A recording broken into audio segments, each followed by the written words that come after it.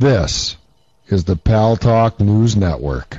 The views expressed are solely those of the speaker and not necessarily those of paltalk.com, AVM Software, or its advertisers.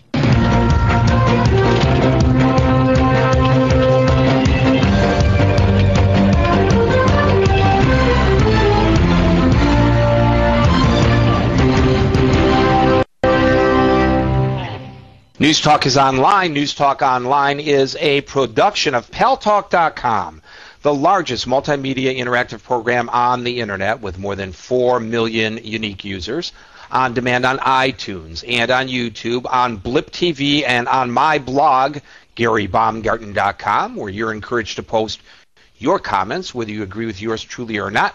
No retribution.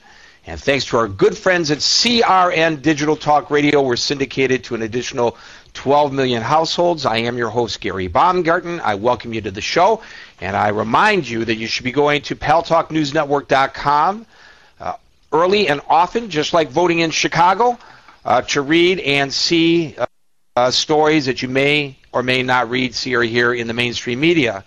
From multiple points of view. We go out there because we're non-ideological, and we cultivate some of the greatest thinkers and orators around, and we ask them to contribute, so we have multiple points of view, and I don't think you're going to find that anywhere else. One of those wonderful minds when it comes to covering religion originally, and politics later in life, and sometimes a combination of the two, is my guest today. By way of disclosure, I will tell you that Les Kinsolving and I used to be regulars along with Joe Madison, who is left of center, Les is right of center, on News Talk Television once a week, and I was the guy in the middle. Kind of the referee between Les and Joe Madison. And Les has a tendency to be a true believer. In other words, there are a lot of people who are on the radio who are doing a shtick and not really talking from their head or from their heart. They take a position, and this is their position, and they're going to stick with it no matter what. Oftentimes, they have talking points from the White House, whether it be a Republican White House or a Democratic White House, or talking points from the loyal opposition. Not Les Kinsolving. I promise you that anything that comes out of his mouth and reaches your ears is exactly what he feels and he believes. And he has been kind of like a gadfly, a member of the White House press corps. I think the first president that he covered was Ronald Reagan, and I can tell you he's been a thorn in the side of every president and every press secretary, whether Republican or Democrat, ever since. There's a lovely book that is just now coming out. It's called Gadfly, The Life and Times of Les Kinsolving, and it was written by his darling, beloved daughter, Kathleen Kinsolving. It's a wonderful tribute from her to her father, and interestingly, if you wonder how Les Kinsolving's daughter could write objectively about her own father in this book, I will tell you that Kathleen Kinsolving takes after her mother. They are very left of center, and it's an interesting family that you have there, Les and Kathleen, because you're on the conservative end of the dial, as we say in radio. Les Kinsolving, it's a delight to have you with us. Kathleen, it's good to meet you. Welcome both to News Talk Online on the Pal Talk News Network. Oh, thank you so much. It's great to be on your show. I'm also very grateful. Only one correction, though. Yes. I did not start covering the White House with Ronald Reagan. I started with Richard Nixon. Whoa, you're dating yourself, sir. I did not realize that. That's very interesting. Yeah. A lot of people don't realize this, but you are an ordained minister, and in fact, there was a time when you actually walked into the White House and attended the daily press briefings wearing your clerical collar.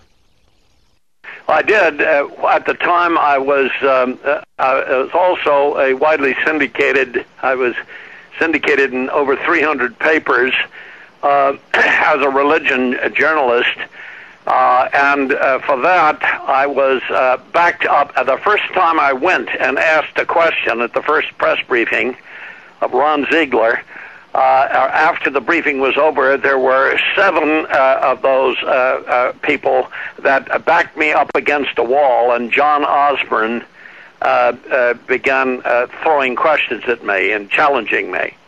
Yes, and John Osborne, I used 2 of his quotes for chapter headings. One was, "Shut up, you bawling jackass." Well, I was very honored to be called a jackass by Osborne, and also to watch Osborne the day after Sarah McClendon and I went on the Tom Snyder show, which was nationally syndicated at TV.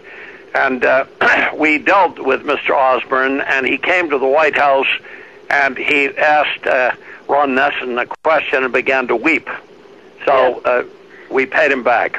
And the other chapter heading, I can't repeat it on the air, but he wanted Dad to get out of his seat at one press briefing, and Dad had a right to sit in it because he had not shown up. They had a 5-minute rule where if you were late, you could sit in somebody else's seat. And he demanded he get out of his seat. And he said, "Get this son of a bee out of my seat." And that's one of the other chapter headings. Yes, I saw that, because Les has always, it's funny, you would piss off your fellow members of the press corps by asking uncomfortable questions. But I noticed, because I have actually pulled some tapes of your confrontations with press secretaries in preparation for the show, that whenever you fought for the right of the second and third tier journalists, not the CBS, NBC, ABC, Cable News Network, New York Times, Washington Post, Wall Street Journal reporters, but the next tier down, to have an opportunity to sit in the front 2 rows so that you might catch the attention of the press secretary, or God forbid a president actually come and pay you homage. They applauded you. So the very people that would groan at some of your questions, Les, would applaud you when you were fighting for their rights. Well, what was the thing I said? I think I suggested this to the present press secretary, with whom I've tangled several times, and I just said, don't you think it would be fair if you would give 2 questions apiece to these front rows and then go back all the way so everybody gets a chance, and then come back to the front rows? It would still mean that these bigger media people would get more questions. And that evoked applause from the middle and back of the room. Not from the first 2 rows. What a lot of people don't understand about how it works there, and even our audience probably don't pick up on the nuance of this, even though we carry every single one of the press conferences, the presidential press conferences. Well, you may have noticed that he gives some of those people in the front rows